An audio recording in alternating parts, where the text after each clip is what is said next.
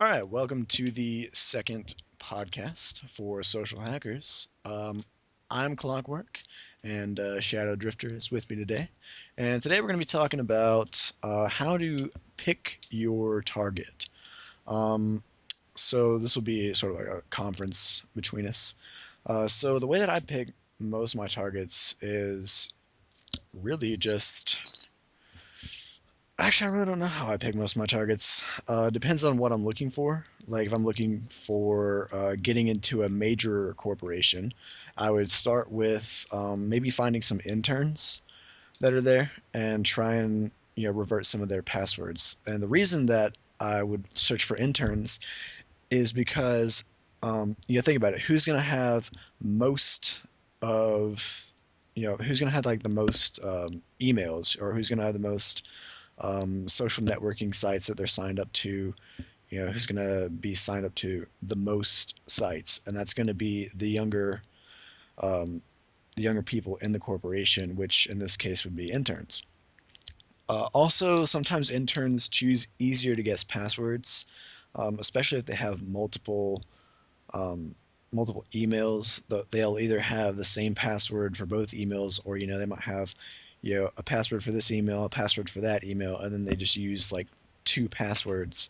And so if you find those two emails, then you can revert it and figure out from there what email do they send to for their job. Um, and plus, most companies, as we've seen, have like managers. Like the interns will have a manager that works there at the corporation. So if you hack the intern, you find the manager. Um, so, Shadow, do you have some sort of method that you like the most? Well, if you're talking about a corporation, the email method's perfect. But you can also go with trying to just impersonate the intern. People Yeah, don't know a lot about interns. They're easy to impersonate one. They're easy, and you can also, if you want, you can also try and pick easy voicemail targets. Start searching for some of the voicemail system. Look yeah, for ones who have default passwords still. Get a ton of information that way. yeah. Like especially Audix, as we've seen. Um, I think how many companies have we found with Audix? Like maybe four or five, roughly. There's a lot of them. There's Yeah, I mean, like a I'm lot of talking about like companies use Onyx. major. It's actually very secure system. Yeah, Oh, but yeah. like Four, major five. systems, mostly four or five. Yeah. Um, So yeah, but also like as we've seen, sometimes there'll be like that. I guess what we I would consider like a cam whore, or just like kind of like an attention whore of the company, and they'll usually have like a website, as we've seen. Some big head guy in the corporation, who thinks really he knows all about stuff, will have some sort of website, maybe a personal website. Um, yeah, and you can actually get a lot of information from that. Um, but of course, it all comes down to how secure their password is and what email system they use. Um, but yeah, so really just getting into corporations, those are probably the best methods. Do you know any other ones for There's corporations? um we've mentioned voicemail, but what we haven't mentioned is if you go to a lot of this, you have to scroll their site a lot. You'll find cell phone numbers for Yeah, a lot of these people, and you can hack their cell phone voicemails, which are also very useful. yeah.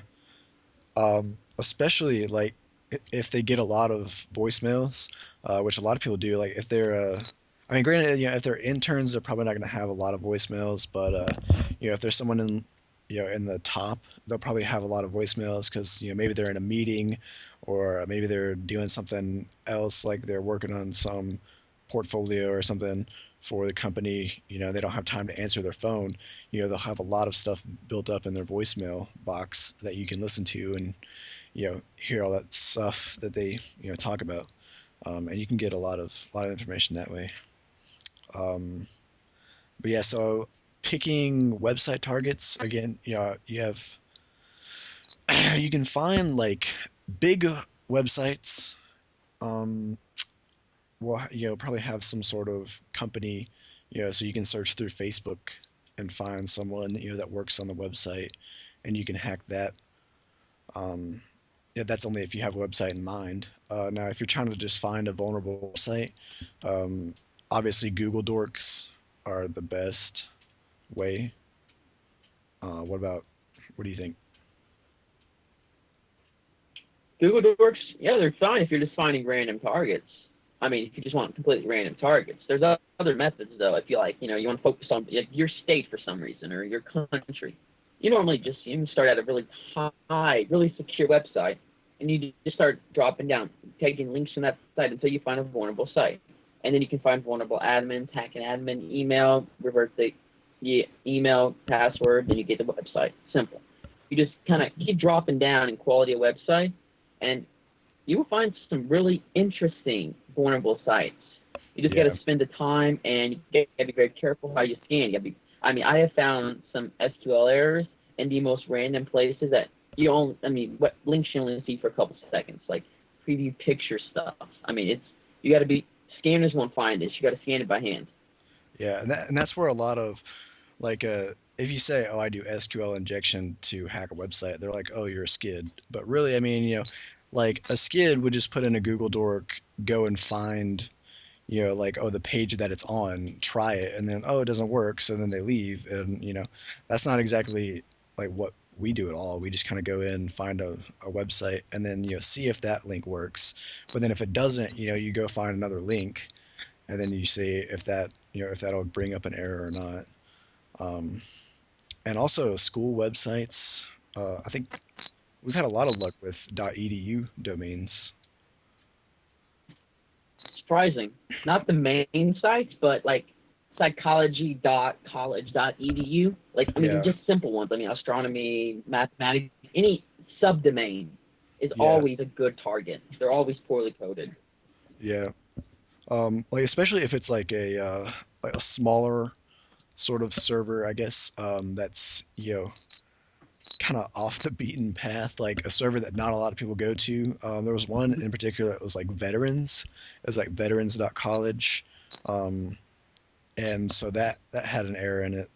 Unfortunately, there was absolutely nothing in the in the server, but it was actually vulnerable.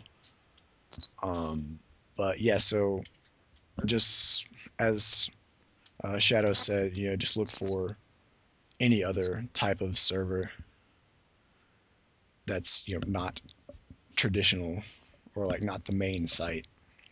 Um, Always nice to do a quick port scan on them. yeah, and also a You can port do a scan. lot with one of those. People want to get those. And so I know that Shadow is probably going to have the biggest contribution to this one, but finding phone targets, uh, I mean, really, of course you can go on Google Dorks and just type in "text me at," and find a lot of phone targets that way.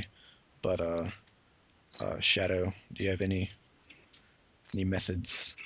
Um, yeah, I guess the computer gods love me, but I stumble onto employee directories all the time, and you got to search for them, but you can find so many phone numbers. I mean, there's cell phones, all kinds of stuff.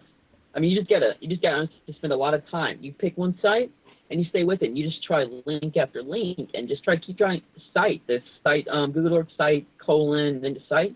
Just start going through the links. You'll find un, untold amount of information. You could be surprised how much you will find if you spend maybe an hour or two searching through it. Yeah, I mean, simple as also making a really convincing fake Facebook.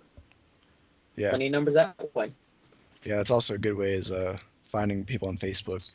Um, because like a lot of most of the people that put their phone number on Facebook though are like girls, usually like high school age. But there are people in businesses that put their phone number up there as well. Um, yeah, I mean if you're finding like business numbers like in a building, then yeah, the directory is probably the best way to go. Or yeah, what you can do is call up um, the front desk and ask that way.